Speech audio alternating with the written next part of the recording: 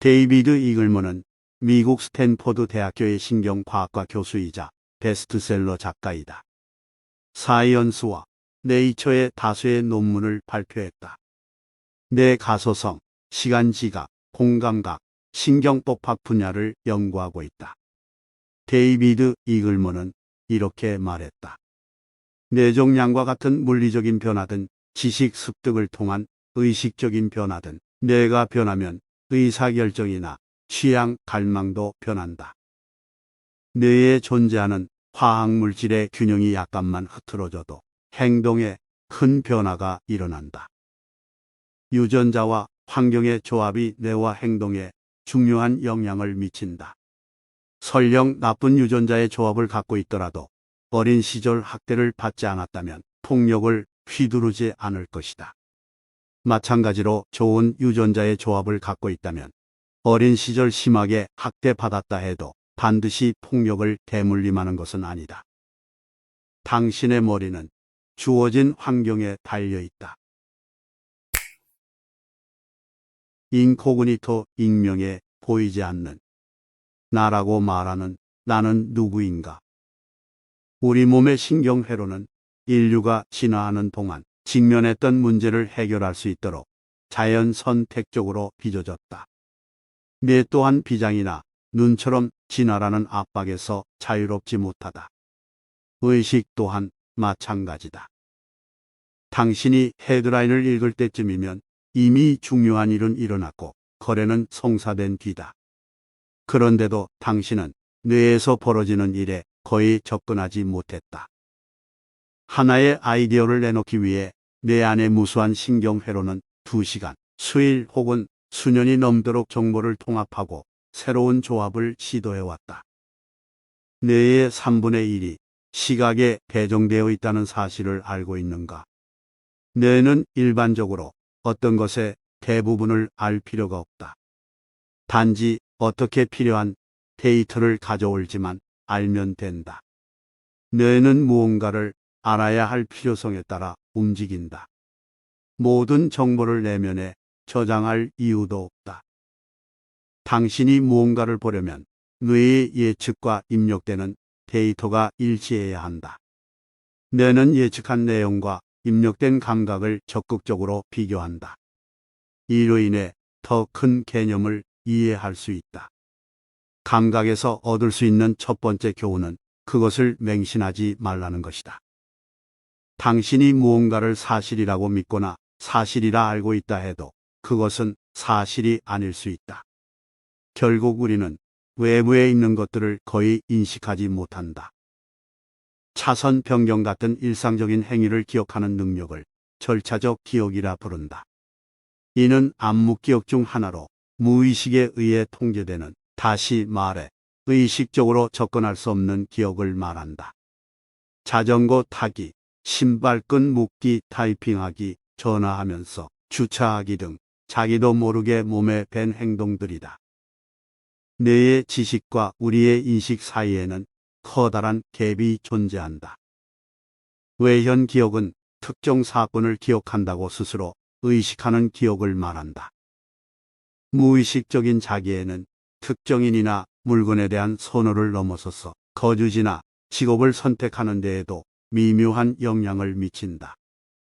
진실효과 착시는 동일한 진술이나 주장에 반복적으로 노출되면 그것이 진실이든 아니든 진실이라고 믿게 되는 현상을 말한다. 나쁜 일이 생기면 뇌는 몸 전체를 활용해 심장 박동이나 내장 수축, 근육 이완 등 자기만의 느낌을 등록한다. 다음에 그 사건을 떠올리면 뇌는 무의식적으로 시뮬레이션을 시작한다. 뇌는 느낌이 나쁘면 행동을 포기하게 하고 느낌이 좋으면 행동을 부추긴다. 직감은 단순한 예측보다 적중할 확률이 훨씬 높다. 의식보다 무의식적인 뇌가 먼저 사물을 포착하기 때문이다. 뇌의 의식적인 부분은 목표를 설정하고 자원을 배분하며 신경기제의 다른 부분들을 훈련시킨다. 뇌의 가장 인상적인 특징 중 하나는 눈앞에 닥친 거의 모든 일을 배울 수 있는 유연성이다. 인간은 신경회로와 눈앞의 과제를 매칭함으로써 독보적인 유연성을 자랑한다. 뇌는 해야 할 일을 발견하면 최대한 효율적으로 실행할 때까지 회로를 재배열한다. 의식이 너무 적으면 인간은 앞으로 나아갈 방향을 잃어버린다. 반면 의식이 지나치게 많으면 시스템은 느리고 투박하며 비효율적인 방식으로 문제를 수렁에 빠뜨린다. 스킬은 뇌의 회로 안에 배어 있어야 한다. 운동선수들이 몰입하게 되면 무의식이라는 뛰어난 기계는 쇼를 신속하고 효율적으로 진행한다. 뇌는 인간이라는 종에 적합한 갈망만을 위해 배열되어 있다. 우리의 생각과 달리 처음부터 맛있거나 역겨운 음식은 없다. 맛은 당신이 그 음식을 얼마나 필요로 하는지에 따라 달라진다. 맛은 유용성의 지표일 뿐이다. 뇌는 민주주의와 같다. 다양한 선택지를 놓고 심사숙고하고 가늠하고 경쟁하는 여러 전문가들로 구성되어 있기 때문이다. 심리학자들과 경제학자들은 인간의 기이한 행동을 설명하기 위해 종종 듀얼 프로세스라는 개념을 예로 든다. 이는 뇌가 두 개의 시스템으로 이루어져 있다는 관점이다. 하나는 빠르고 자동적이며 의식의 이면에 존재한다. 다른 하나는 인지적이며 의식적이다. 뇌의 한 부분이 선택을 내리면 다른 부분은 재빨리 이유를 설명하는 이야기를 지어낸다. 숨겨진 프로그램들이 행동하면 좌뇌는 그 행동을 정당화시킬 이야기를 만들어낸다. 마음은 패턴을 추구한다. 즉, 의미 없는 데이터에서 구조를 찾으려 든다. 의식은 초기에만 필요할 뿐 시스템에 깊게 배어든 뒤에는 경기 과정에서 배제된다. 편도체는 두려움과 공격적인 감정을 조절하는 데 중요한 역할을 한다. 지식 습득을 통한 변화든 뇌종양과 같은 물리적인 변화든 뇌가 변하면 의사결정이나 취향, 갈망도 변한다. 우리는 자신의 선택을 자유로운 결정이라 생각하지만 잘 들여다보면 여기에는 한계가 존재한다. 뇌에 존재하는 화학물질의 균형이 약간만 흐트러져도 행동에 큰 변화가 일어난다.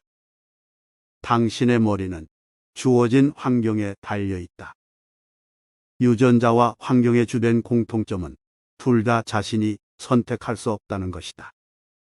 우리는 유전적인 청사진으로 만들어져 스스로 선택할 수 없는 세상에 태어나 뇌의 형성기를 보낸다. 우리 스스로 뇌의 형성과 구조에 영향을 미치는 요인들을 선택할 수 없다는 사실은 자유의지와 개인의 책임에 대해 계속 의문을 갖게 한다.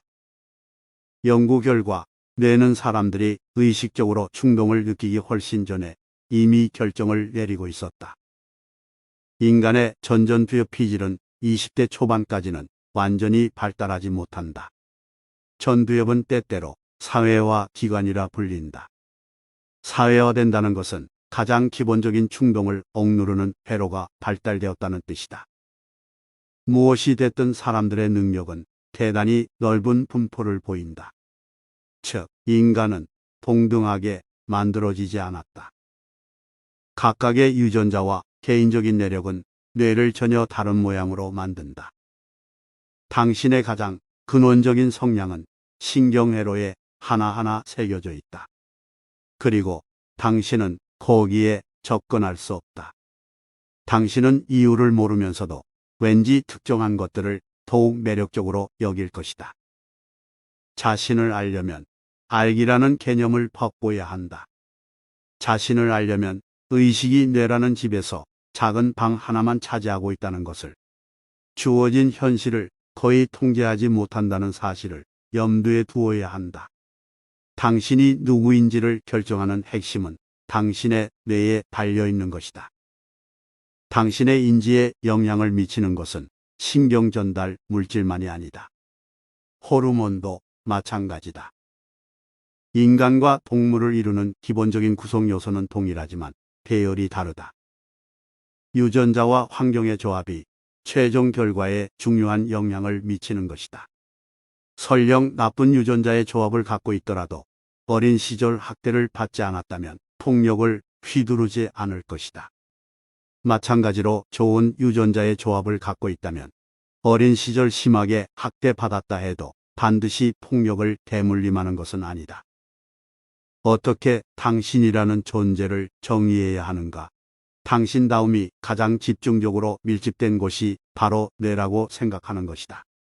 뇌는 마음이 위치한 곳이라기보다는 마음의 중심부다. 이 사람은 이렇게 말했다.